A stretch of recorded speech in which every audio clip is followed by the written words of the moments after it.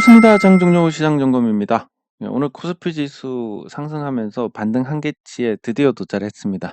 이 도달한 부분에서 긍정적으로 생각할 것은 항상 그렇지만 기준을 잡고 그 기준에 맞는지를 찾아보는 거고, 그러면 이 기준에서 못 미치면 시장이 약하다. 도달하면 어, 시장이 정상적인 수준이고, 이걸 초과를 하면 시장이 강하다라는데, 여기서 이제 조금 더 올라가면 시장이 강하다라는 평가를 내릴 수 있습니다. 그렇게 되면 요거는 저점이 되고, 이 저점을 깨지 않는 선에서 조정을 받다가 조정을 수습을 하는 과정을 밟게 될 것인데, 요게 기세 좋게 상승하다가 조정을 받고 이 조정을 수습을 하고 나면 그 다음 번은 뭐냐면 다시 상승입니다. 예. 추세가 없는 구간을 지나서. 근데 그렇기 때문에 오늘까지 있었던 이 일련의 흐름들은 시장은 그래도 약하지 않다라는 걸 보여줬으니까, 예, 그런 측면에서 의의를 찾을 수가 있습니다. 뭐 아직까지 안심할 단계는 아니지만 그 환율에서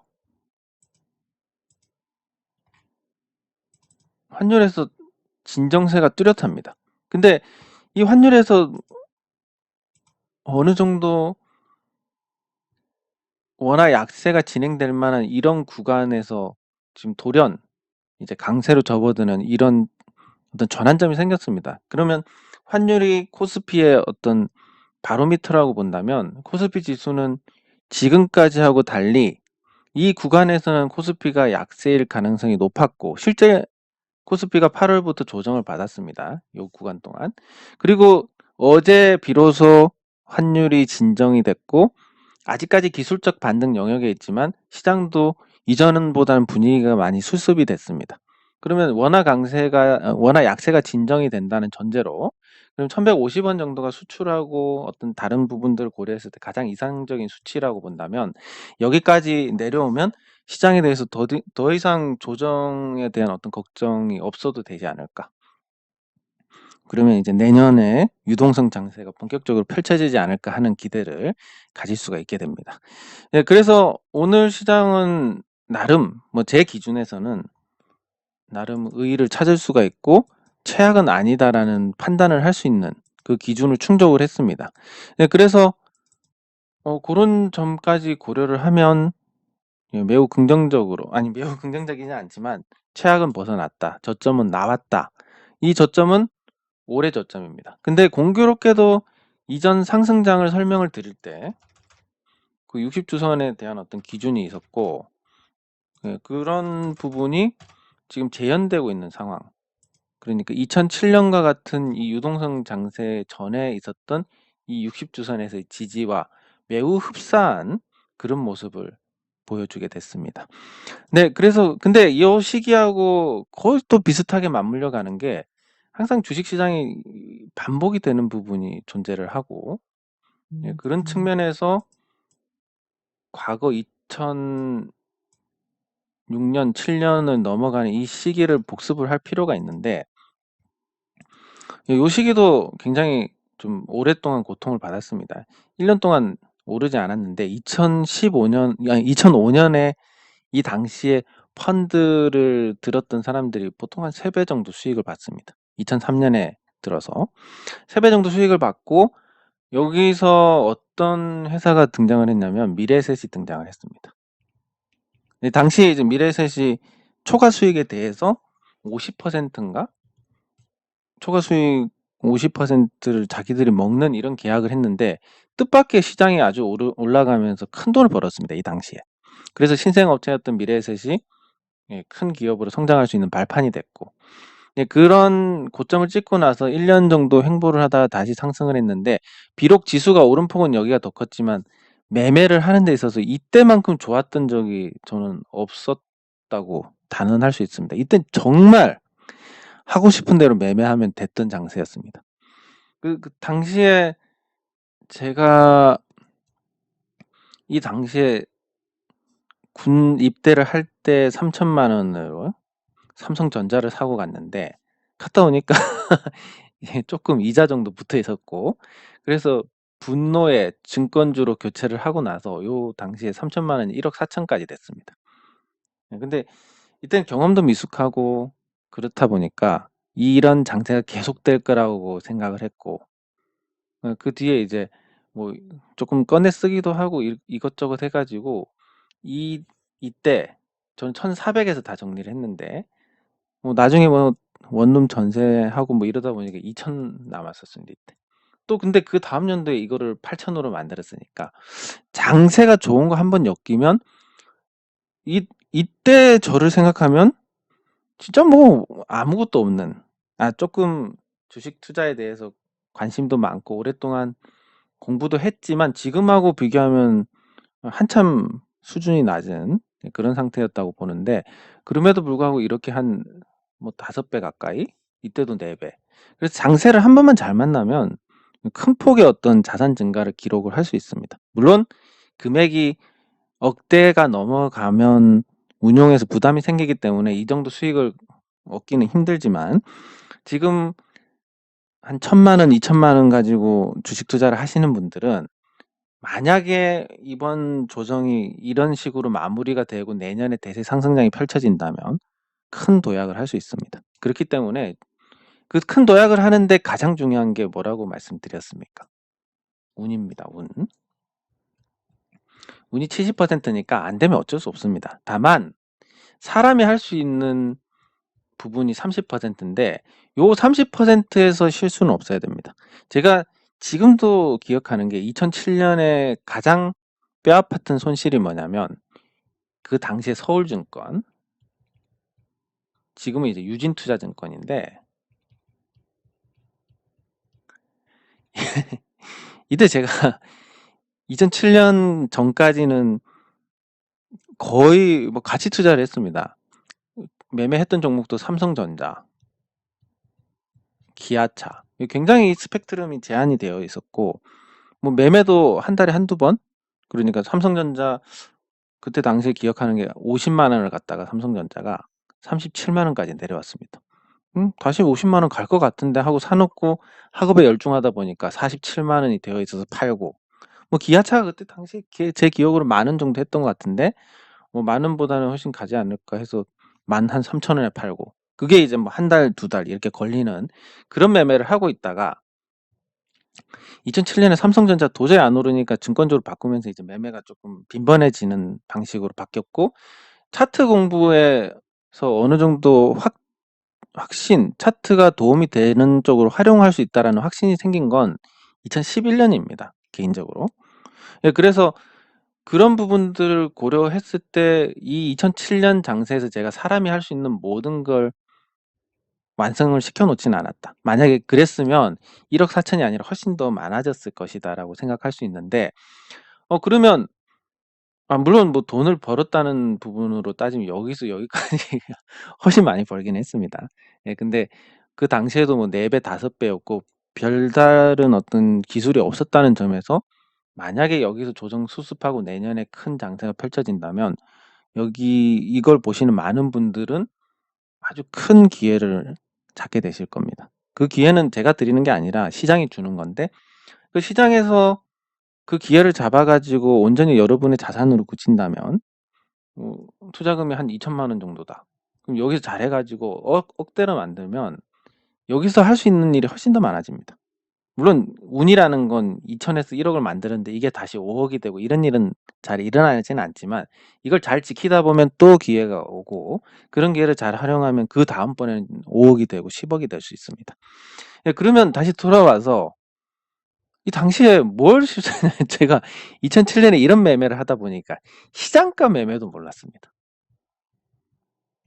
그래서 당시에 유진투자증권이 굉장히 거래가 터지는 바람에 매도를 해도 바로 주문이 안 먹히는 상황이었습니다.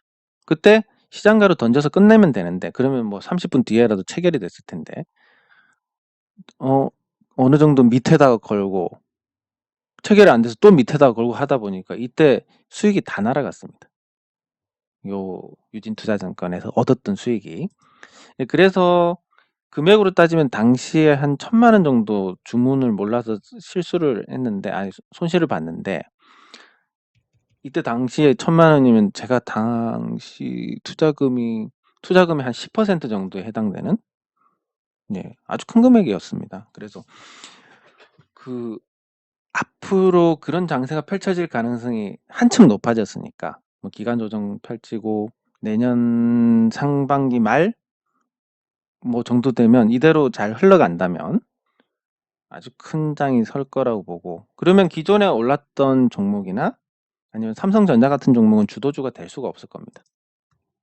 그 지금 조선주라든지 뭐 핫한 종목들, 어떤 모멘텀을 장기간 끌고 갈 수 있는 종목들 위주로 잘 포트폴리오를 구성을 한다면 좋은 결과가 있을 거라고 보고, 오늘 코스피에서 너무 시간을 많이 써버렸는데, 코스닥으로 가면, 코스닥도 오늘 괜찮았습니다.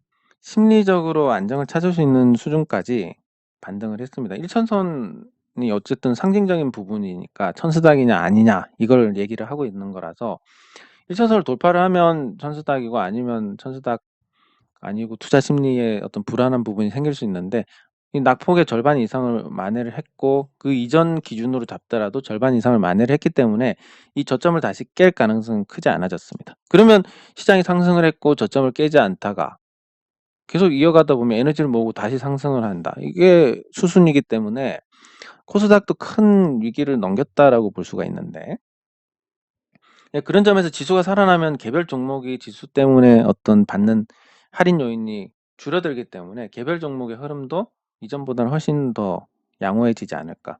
그래서 10월 마지막까지 봐야 되지만 이제 최악은 넘어갔습니다. 최악이 넘어가면 어떻게 되냐?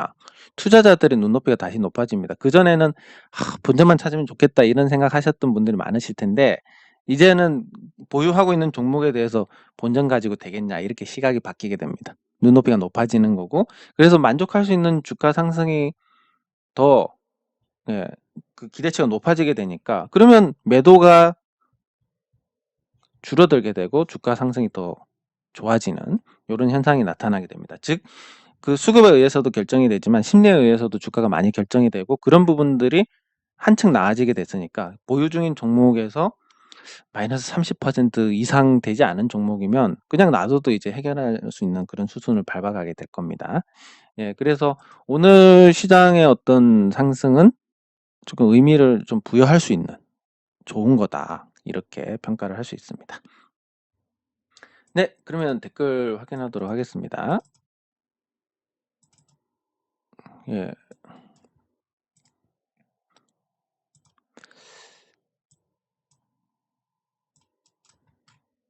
추천 찍고. 물론 그 말씀드린 것처럼 뭐 가치 투자가 절대 답이다 이런 건 아니고, 대북 테마에 의해서 올랐다, 전기차에 의해서 올랐다, 구충제에 의해서 올랐다, 이런 부분들도 우리가 충분히 인지를 해야 됩니다. 왜냐하면 그걸 보고 투자자들이 또 투자를 하는 경우도 많기 때문에. 하지만 이게 목적이 되어서는 안 됩니다. 이건 수단일 뿐이지 목적이 되어서는 안 됩니다. 그럼 무슨 수단이냐? 내가 이 종목이 어느 정도의 가치가 있고 미래 가치가 얼마다라는 부분을 인지를 하고 여기까지 보유를 해야 되는데, 뭐 여기까지 가는 과정에서 시장이 아주 좋아지지 않는 이상은 다른 어떤 바람이 불어야 됩니다. 그런 수단으로서 테마가 작용을 해서 빨리 목표가에 도달할 수 있다, 이런 정도여야 되지, 이건 대북 테마니까 북한하고 문제가 잘 풀릴 것 같으니까 투자해야지, 이런 접근은 곤란하다라고 말씀을 드릴 수 있습니다. 물론 그런 접근으로도 수익을 볼 수 있지만, 제가 중점을 두는 건 항상 평범한 투자자들이고, 평범한 투자자들은 테마 쫓다가 거의 대부분 당합니다. 왜? 뉴스가 나올 때는 터니까. 그리고 왕창 들어가면 그거 보고 털고, 안 들어가면 들어올 때까지 올리니까, 이걸 가지고 뭔가 한다는 것은 대부분 다 잘못된 결과로 연결이 될 가능성이 크니까 그런 겁니다. 옳고 그른 게 아니라 그렇게 하면 대부분 이르니까. 감사합니다. 네, 감사합니다. 한국 BNC 나중에 같이 살펴보도록 하겠습니다. 이스페타시스 네페스, 살펴보도록 하겠습니다. 네, 460만 주 전환사채가 전환이 되는 것 같은데, 뭐 당연히 이제 이 전환사채는 이렇게 보시면 됩니다. 주가가 바닥을 기고 있고 전환가액과 큰 차이가 없습니다. 근데 추가 상장을 합니다. 이거는 뭐 주가를 올릴 만한 어떤 계획이 있구나 라고 생각하시면 되고, 주가가 그동안 많이 올랐습니다. 어, 그러면 이걸 올린 걸 이제 털어먹겠구나. 이렇게 보시면 되는데, 신호는 이 털어먹겠구나 쪽이 가깝지 않을까. 물론 또 여기서 더 올려가지고 여기서 털어먹을 수도 있습니다. 왜냐하면 주가 상관없이 매수하는 투자자들이 또 많기 때문에 그 투자자들을 자극할 만한 어떤 재료만 있다면 뭐 충분히 그럴 수도 있는데, 지금 뭐 돌아가는 거 보니까 대북 테마에서 어떤 획기적인 건 나오지 않을 것 같아서, 그렇다고 뭐 김무성 전 의원이 갑자기 뭐 대선에 큰 역할을 한다든지 이런 가능성도 없기 때문에 좀 그동안 상승을 소화하는 과정이 되지 않을까, 이렇게 보는 게 맞을 것 같고. 어,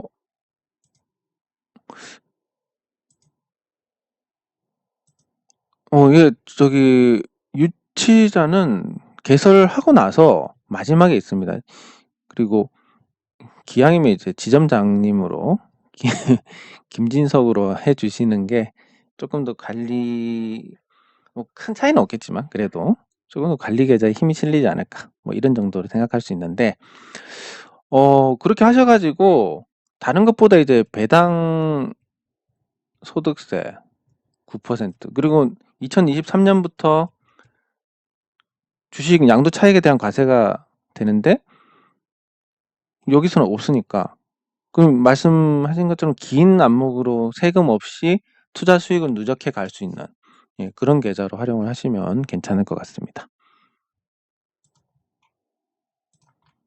네, 감사합니다.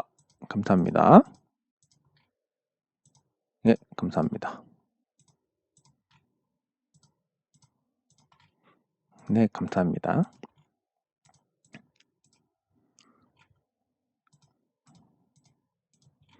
네, 감사합니다. 그러면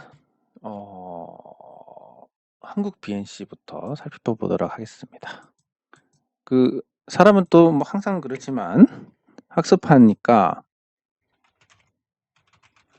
또 여기서 뭐 잘 몰라가지고 또 물어뜯기는 일이 생기지 않을까 싶은데, 예, 그래서 뭐 기본적으로 이제 제가 질문을 받고 그냥 보는 거니까 거기에 대한 한계는 인지를 하고 보시는 게 좋을 것 같습니다.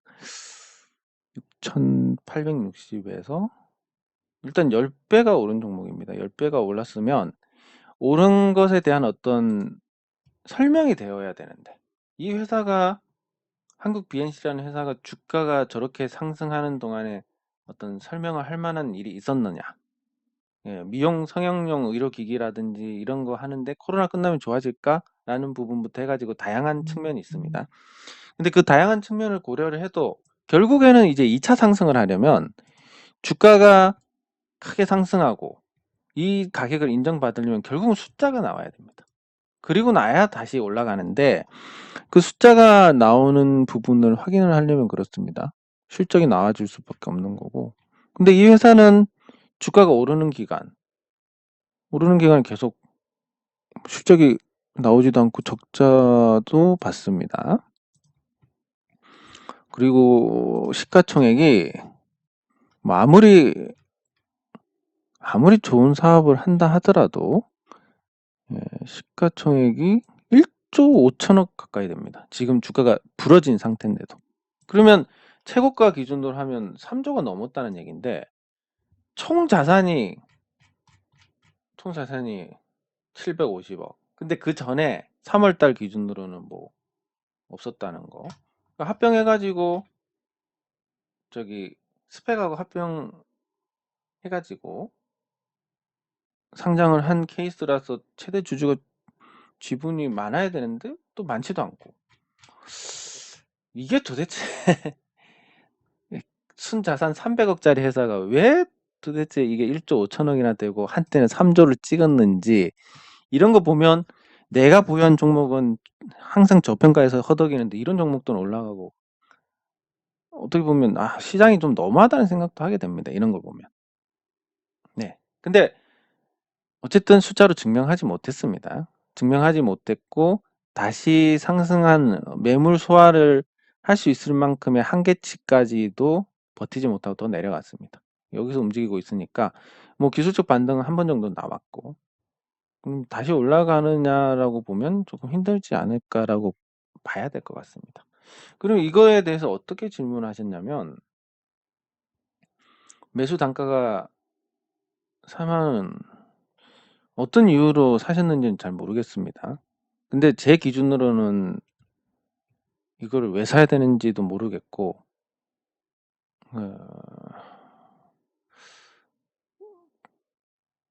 뭐 내려가는 게 자연스럽습니다. 300억짜리 회사인데 지금도 1조 5천억이나 하고 있으니까. 근데 뭐 이거에 대해서 단기적으로는 이런 부분들은 무시가 될 수 있지만 장기적으로는 결국 수렴을 하는 거다라고 보면 제자리로 오지 않을까. 그래서 그리고 기세도 이미 꺾였고 여기서 털었고 거래량을 봤을 때도 그동안 쭉 모아오던 쪽에서 가장 매집을 많이 한 가격대가 15,000원 이하일 텐데 15,000원 정도일 텐데 이 15,000원을 여기서 다다닥 때렸을 때 한 45,000원, 한 3배 정도 남았습니다. 그러면 그 사이에 거래 비용이나 추가로 사고 팔고 했던 부분들 사고 팔고 이런 거래량이 어느 정도 맞기 때문에 집중 매수한 건 여기고 여기서 털었다라고 보면 이미 동력은 소진이 된 게 아닌가 생각이 됩니다. 그래서 저는 제가 개인적으로 만약 이거를 4만 원에 보유를 하고 있다. 좀 손절했을 것 같습니다. 지금 상태에서는. 네, 근데 뭐 그건 제 기준이고 그 질문을 주신 분은 또 다른 기준을 갖고 계실 거니까 또 어떤 이유인지 모르겠지만 매수를 하셨던 이유가 남아 있다면 그 매수 이유가 반드시 번지를 할 필요는 없습니다. 예를 들면 친구가 사라 하더라. 그 친구한테 물어보는 게 정답입니다. 네가 저번에 사라 했잖아. 4만 원을 사가지고 지금 마이너스 한 25%인데 어떻게 할까? 야, 더 갖고 있어야지. 그러면 뭐 친구 권유를 믿는다면 그대로 가야 되는 거고 이것도 다 매수 이유에 포함이 됩니다. 이런 것들도. 네, 그리고 다른 거 그냥 오를 것 같아서 샀는데 내렸습니다. 이유가 깨졌으니까 이런 건 팔아야 됩니다. 뭐 이런 식으로. 그러니까 매수 이유가 무엇이었느냐 사소한 거라도 이렇게 챙겨보고 매수 이유가 사라졌네? 매도. 매수 이유가 남아있네? 보유. 요렇게 가시는 게 그 주가에 휘둘리지 않고 그나마 대응을 할 수 있는 그런 부분이라고 보시면 되겠습니다. 네, 그리고 이수페타시스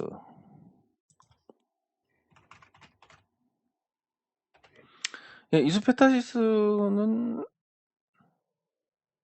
뭐 이것도 마찬가지입니다. 제 기준일 뿐이기 때문에 뭐 다른 이유가 있으실지는 모르겠는데 성장성과 PER로 보고 매수한다. 그러면 성장성을 보겠습니다. 성장성은 매출로 보시면 됩니다. 이 종목이 이익이 최근에 많이 나고 있으니까 뭐 나쁘게 평가할 이유는 없지만 매출이 5,600, 5,100, 5,100, 4,700 예상. 그럼 연간으로 보면 연간 기준으로 예상이 나오는 종목인지 모르겠는데 나옵니다. 보면 매출의 증가가 내년까지도 없습니다. 거의 5,500에서 오히려 매출이 줄고 2016년부터 2023년까지 보더라도 매출이 정체돼 있습니다. 이익 전망이야 뭐 조금만 틀어져도 안 나오는 거니까. 네, 그러면 이 종목에 대해서 성장성은 조금 문제가 있고 PER로 보면 당장 올해 PER 순위 기준으로 봤을 때 딱히 또 뭐 하나 가지고 성장한다라고 보기도 어려우니까. 그래서 이 종목이 말씀하신 성장성과 PER 등 정보만 보고 매수해 보려는 종목이다. 그 조건에는 조금 부합하지 않는다라고 평가를 할 수 있습니다. 하지만 다른 이유가 있으시면 또 그 이유에 맞춰서 대응을 하시면 되고 네페스. 네페스는 이미 시세가 한번 크게 났었던 종목인데 네. 아직 시세가 남아있느냐 아니면 아니냐라고 보면 이미 시세가 끝났다라고 판단을 합니다. 저는.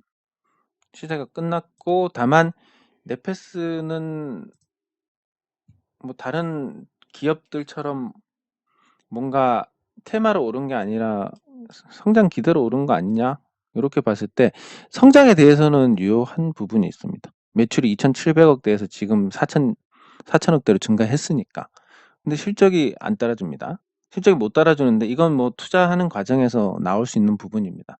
투자에 계속 자금이 들어가다 보면 그리고 그게 이 넷패스가 하는 사업에서 이런 부분들을 계속 성장을 기대를 할 수 있느냐 요런 부분들도 따져봐야 되는데 연간 기준으로는 성장성은 유효한 부분이긴 합니다. 2018년부터. 그리고 2018년부터 매출이 증가했고 주가도 거기에 호응을 했으니까 뭔가 새로운 어떤 패러다임을 잡은 건 맞는데 그럼 이 넷패스가 앞으로도 그럴 것이냐? 예. 뭐 반도체 전자 관련 부품 뭐 이런 쪽으로 하는데 전방 산업의 어떤 전망이 좋지 않습니다. 전방 산업이 좋지 않은데 혼자 달린다? 예, 요런 부분들은 조금 부담스러운 부분이 있고 그러면 이 회사의 적정한 가치가 뭐냐? 지금 현 시점에서 현재 가치로 보면 한 3천억 정도 되는 회사고 지금 적자가 나니까 실적 가치는 산정을 할 수가 없다. 그럼 3천억짜리가 지금 8천억이 되어 있는데 이게 무슨 수로 올라갈 거냐라고 보면 그리고 고점에서 부러져 있기 때문에 올라가려면 예전과는 다른 에너지가 필요하다.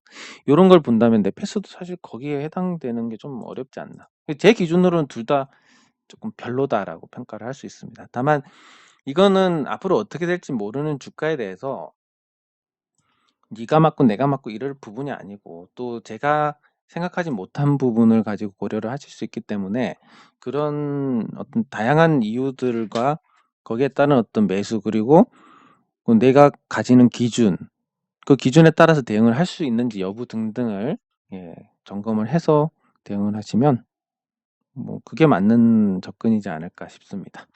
네, 그러면 이제 오늘 종목 중에서 봐야 될 종목이 그 멜파스.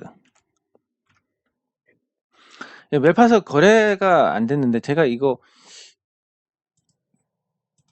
불량식품 할 때 불량식품 말씀드릴 때 이거를 한 이쯤에서 5일선 극복하면 오를 것 같다라고 말씀드렸는데 그 이후로 주르륵 빠지니 거래 정지까지 돼가지고 물론 뭐 불량식품이라고 말씀을 드렸기 때문에 딱히 매수를 하신 분은 안 계시겠다라고는 생각은 하지만 그래도 이런 일을 당하니까 주식 진짜 어렵네. 진짜 사소한 이유로 한 방에 훅 가는구나. 이유 없이 얻어 터지는구나. 이런 생각을 했는데 다행히 오늘 상한가를 갔습니다. 근데 오늘 거래량이 상한가를 보내고 깨지고 보내고 이런 과정을 오늘 내내 하면서 아주 강력한 거래를 만들었습니다. 이거는 단기적으로 매집을 했다라고 밖에 볼 수 없습니다. 예, 단기 매집의 형태다. 이 회사가 상태가 안 좋긴 하지만 단기 매집을 해서 주가를 부양하는 쪽으로 가지 않을까. 이런 생각을 했을 때 오늘은 이 바닥권에서 강한 매수와 장대 양봉은 예, 시세의 시작이다라는 그런 부분에 부합하는 형태가 아닌가 싶습니다. 하지만 여전히 불량식품이니까 안 하시거나 만약에 하신다면 100만 원으로 재미삼아 하시면 되겠습니다. 네, 또 하나가 이제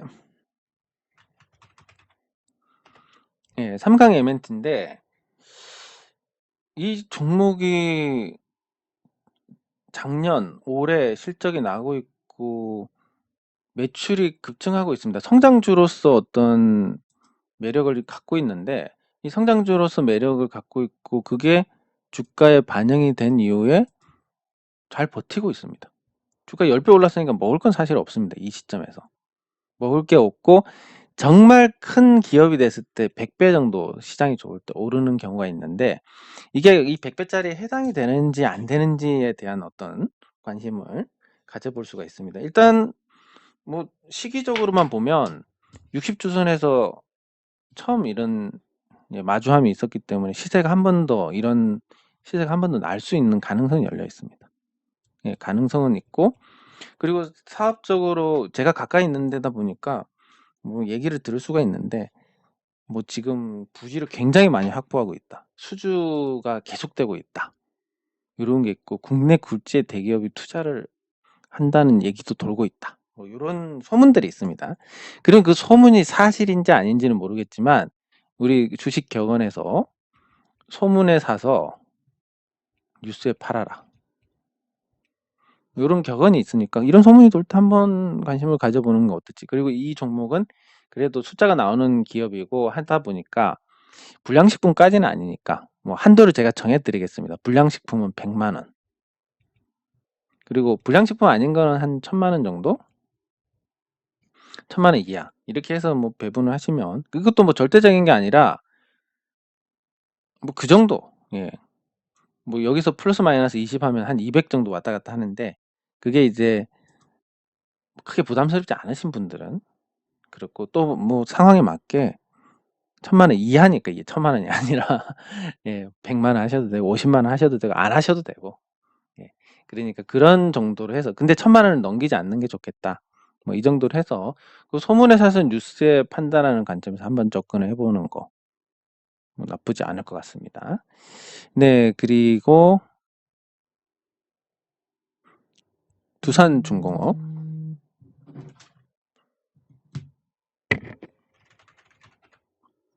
예, 두산중공업은 오늘 주가 흐름이 강했습니다. 여기서 단기적으로 강할 거라 예상은 했지만 오늘 장 초반에 조금 꺾이길래 그 연속성이 좀 떨어지냐 그렇게 생각했는데 이거를 말아 올렸습니다. 근데 이 말아 올린 자리가 일반적인 자리 아니면 신고가 자리면 상관이 없는데 요 비교적 매물이 두터운 자리에서 말아 올렸기 때문에 이게 에너지가 상당히 강한 것 같습니다. 근데 단순히 탈원전 정책이나 이런 부분뿐만이 아니라 그러니까 이 정부 정책이 굉장히 뭐 개인적인 생각입니다. 모순된 건 분명하다라고 봅니다. 왜냐하면 일본의 이 원전 사고가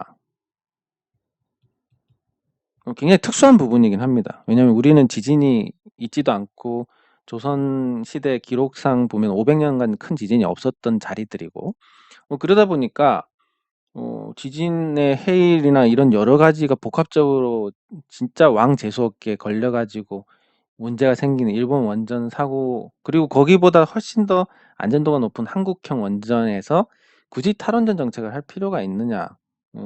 그런 부분에서 모순된 부분이 많다라고 생각을 하는데 그게 이제 정권이 바뀌면 조금 자리를 잡을 거고 전기차로 전환하려면 원전이 따라올 수밖에 없다는 점에서 훨씬 이전에 비해서 기대감이 큰 것 같습니다. 뭐 개인적인 생각은 두산중공업은 이제 더 이상 저평가주가 아니고 그리고 유상증자로 주식 수가 너무 늘어났기 때문에 예전처럼 뭐 10 몇만 원 간다는 일도 존재하지 않겠지만 근데 다수의 투자자들이 옛날에 뭐 어쨌든 19만 원대 지금 조정이 됐으니까 이렇지만 19만 원대까지 같은 종목이 26,000 원이다. 이거 결국 올라간다. 요런 공감대를 갖고 있다면 그것도 아주 다수의 투자자들이 주식이 늘어났거나 이런 건 난 몰라. 그냥 19만 원짜리 2만 원 하고 있어. 이렇게만 또 생각하면 그게 또 발현이 될 수 있는데 그런 에너지가 느껴지는 부분에서 두산중공업의 한계치를 너무 낮게 잡고 있는 게 아닌가 요런 생각도 해 봅니다. 어쨌든 단기적으로 에너지가 좋고 모멘텀도 장기적으로 볼 수 있는 거라서 긍정적으로 생각할 수 있고 마지막으로 이제